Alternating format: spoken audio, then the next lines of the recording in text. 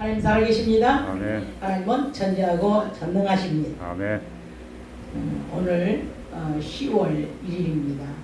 10월 달에는 열매를 좀 많이 맺어야 돼요. 이제 수확의 계절이잖아요. 그래서 10월, 11월 이렇게 농사를 많이 잘 친 것들을 이제 수확해가지고 그 열매를 창고에 걷어들이는 그런 시기입니다. 그래서 보면은 이제 길에 나가 보면은 모국백화가 아주 노랗게 색을 이렇게 내면서 아름답게 이렇게 자랑을 하고 있잖아요. 그리고 그 열매를 보면 어떻게 해요? 그 열매를 보면은 먹고 싶은 마음이 있고 따고 싶은 마음이 있죠. 하나님도 마찬가지예요. 이렇게 결실이 올 때는 하나님도 그 열매를 따고 싶고 이렇게 옆에 두고 싶고 그런 마음이 든단 말이에요. 그래서 1년에 우리가 정말 그동안 수확하지 못한 그런 영혼들을 이제 마무리 지어 나가면서 한 영혼이라도 하나님 앞에 기도하면서 이제 그 영혼이 돌아오기를 바라며 우리가 기도하면 하나님께서 때가 되면 이렇게 오늘 이렇게 가을에 때가 되면 열매를 맺듯이 그 영혼들도 때가 되면 하나님께서 추수할 기회를 우리에게 주십니다. 할렐루야. 아멘. 그래서 오늘은 이렇게 정말 이 좋은 시기에 10월 첫 주를 맞이하여 어떤 설교를 해야 됩니까? 하나님께 기도하는 동안에 섬김이라는 그런 마음을 주셨습니다. 그래서 오늘 제목이 섬김이에요. 섬김. 요즘에는 언제부터인지 알 수 없지만 밖에서 길러야 될 개를 또 집이나 지켜야 될 그 개를 이제 안방에 모셔 들여가지고 사람과 함께 먹고 자고 있습니다. 아주 당연한 것처럼 개들도 안방이 지방으로 알고 집에 가면 당연히 안방으로 들어갑니다. 그래서 잠자리 해놓고 침대에 해놓은 대로 가서 쉬고 자고 먹고 주인의 사랑을 먹고 삽니다. 그러나 밖에 나오면 여전히 짐승 같은 행동이 나와서 자기 주인 말고는 물으려고 그러고 애들에게 겁을 주고 아무데나 신뢰를 해놓고 그래서 사람들에게 민폐를 끼치는 일을 많이 보고 있습니다. 사람들도 이제 못된 사람에게는 개만 또 못하다는 말을 많이 쓰잖아요. 그래서 개가 또 이쁜 짓을 많이 하잖아요. 그래서 하나님의 지어놓은 그 짐승을 갖다가 사람이 우상으로 그렇게 데리고 자고 먹고 먹이고 그렇게 비유를 마치고 있습니다.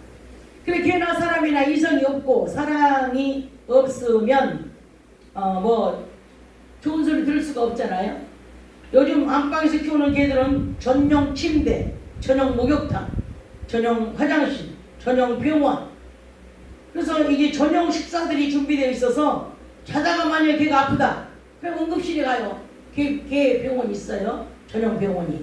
그래서 응급실에 가면은 수술할 병은 그 의사들이 다 또 수술하고 또 치료할 분은 또 치료하고 이 개 병원도 짐승 병원도 다 그게 있어.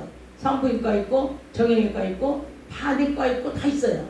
그러니 얼마나 우스운 이런 시절에 우리가 살고 있는 거잖아요. 그리고 사람들과 똑같은 대우를 받고 있습니다. 개들은 운동시켜주고 목욕시켜주고 갖가지 패션을 머리부터 손톱 발톱 네일아트까지 다 준비가 되어 있습니다. 사람은 그렇게 살지 못한 사람이 너무나 많습니다. 예서도에 왜 이런 개에 대한 말을 많이 했을까? 개에 대한 말을. 요즘의 시대가 너무나 악하고 사랑이 메말라서 짐승만 또 못 이기는 우리 사람을 우리가 대우를 그렇게 받고 있잖아요. 어른들도 부모님들이.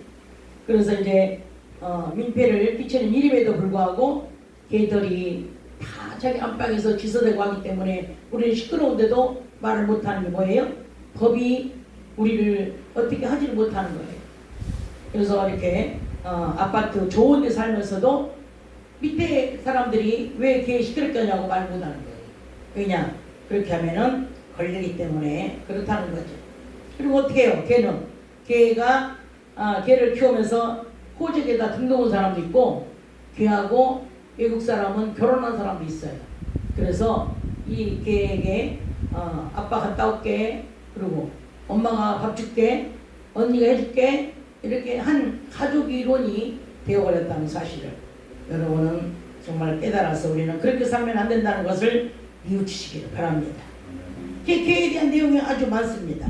아직도 많지만 이 정도 하고 이제 본문을 보신다면 예수님의 사역은 그 반면으로 어려운 자들, 가난한 자들, 이런 사람, 병든 자들, 이런 사람들을 섬기러 오셨다고 오늘 본문에서 말씀을 하셨습니다. 상대방에게 인정받지 못하고 무시당하고 가난하고 소외되고 이런 사람들은 개만 또 못하게 살고 있다는 사실을 오늘 전합니다.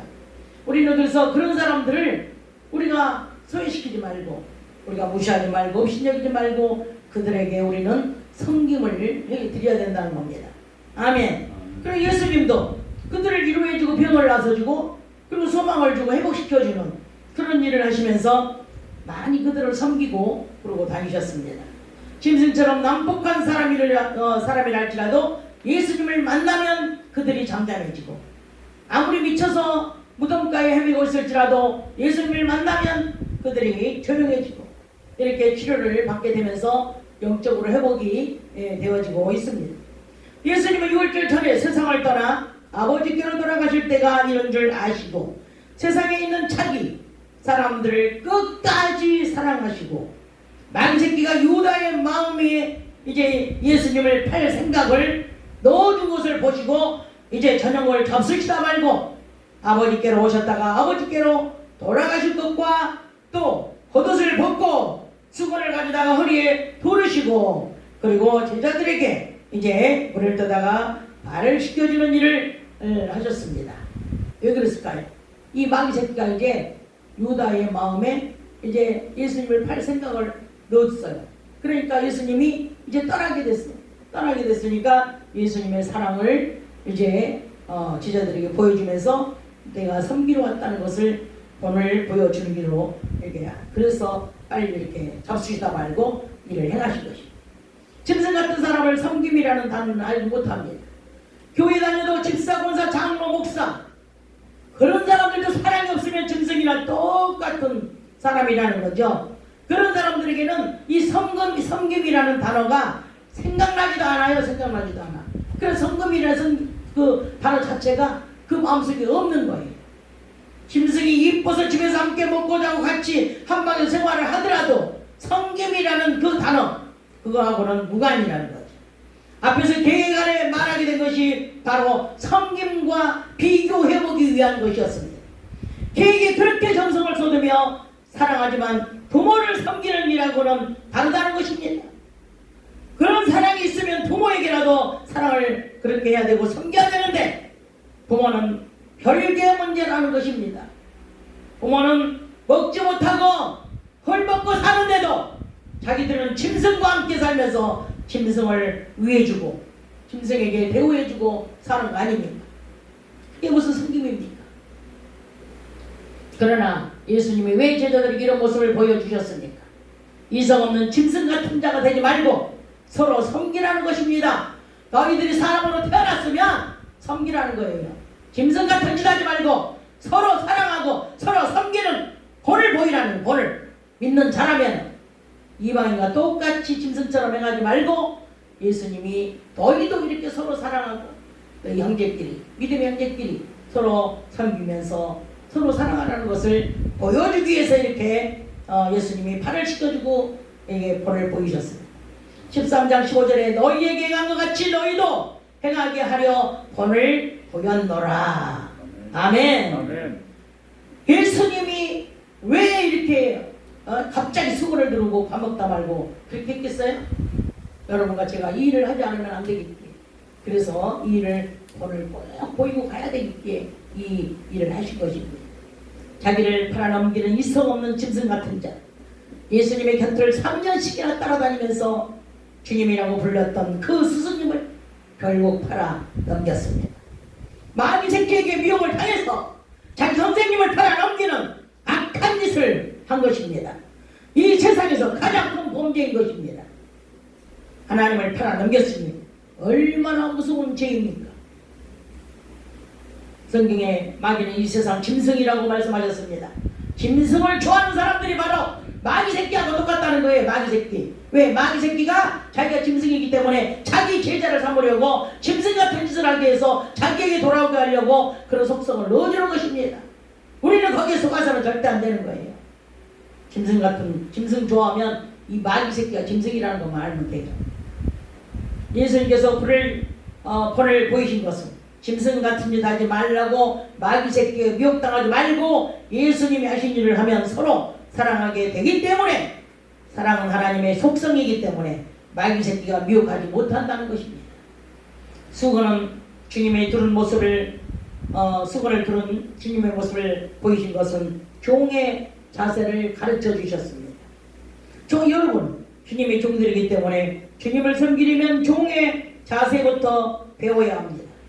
예수님이 사역을 세상을 위한 것이 아니요 자기 사람들을 위한 세상이 사랑이요 끝까지 주님이 가시더라도 책임지시는 사랑이십니다. 섬기는 것을 사랑이 없으면 섬길 수가 없고 마음이 없으면 행함으로 옮길 수가 없습니다. 목숨을 다하고 뜻을 다하고 네 이웃을 네 몸과 같이 사랑하라. 그리고 섬기라는 겁니다. 내가 좋아하는 사람들에게 많은 것이 아니라 환경 조건 따지지 말고 누구에게나 그리스도가 되신 우리 구주 예수 그리스도를 대신해서 우리가 사랑하고 섬겨야 됩니다. 예수님께서는 섬기시는 일을 아무에게나 하시진 않았습니다. 누구에게 했습니까? 아버지께서 자기에게 주신 사람에게만 사랑하시고 섬기셨습니다. 예수님께서 자기 백성을 구원하시려고 예수님을 이 땅에 보내셨습니다. 예수님께서도 아버지께서 맡겨주신 영혼을 사랑하시고 한 사람도 실족치 않으셨다고 요한복음 17장 12절에서 말씀하셨습니다. 하나님 아버지께서 예수님이 주신 그 영혼들 하나도 실족시키지 않고 그 영혼들이 그대로 보존되었다고 요한복음 17장에서 이렇게 말씀하신 것입니다. 아멘. 아멘. 그렇다면 하나님의 사랑을 받는 사람, 하나님 예수님의 사랑을 받는 사람, 성령님의 임만을 나는 사람은 누구입니까? 오늘날 그러면 하나님께서는 자기에게 예수님에게 주신 그 영혼을 사랑했다고 그랬는데 그럼 예수님에게 주신 그 영혼들이 바로 누구냔 말이죠. 많이 배웠다고 사랑하는 것이 아닙니다. 미모가 잘생기고 준수하다고 사랑하는 것이 아닙니다. 공자나 성가나 박사나 교수나 의사나 명예가 있다고 사랑하고 섬겨주는 것이 아닙니다.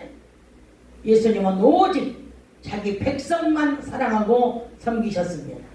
바로 성령 받은 저와 여러분이십니다. 성령 받으면 자녀라고 말을 했어요. 성령 받으면 아버지라고 부른다고 갈라디아서 말씀하셨습니다. 그래서 이제 바로 성령 받은 저와 여러분인데 예수님이 하신 일을 너도 하고 나보다 더 큰 일도 하라고 하신 것은 최고의 큰 일을 이제 큰 일은 남을 섬기는 일입니다.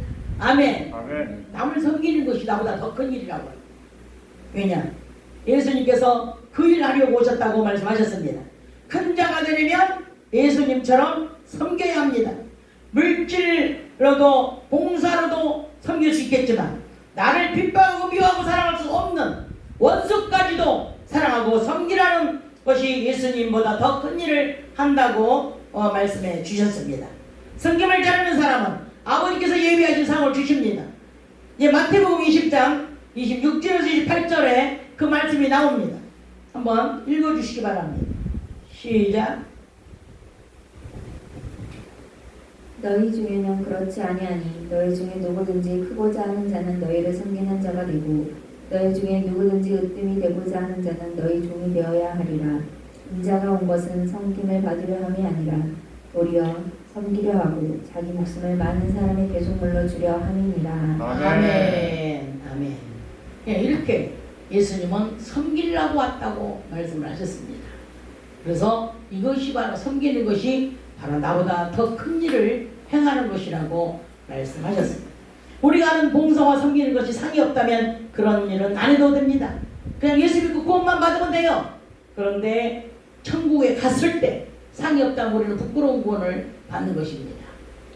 그렇기 때문에 우리가 이 땅에 있을 때 부지런히 이 상급을 쌓아야 됩니다. 아멘. 사도 바울도 상에 미쳤다고 하잖아요. 나는 상에 미친 사람이다. 그랬잖아요.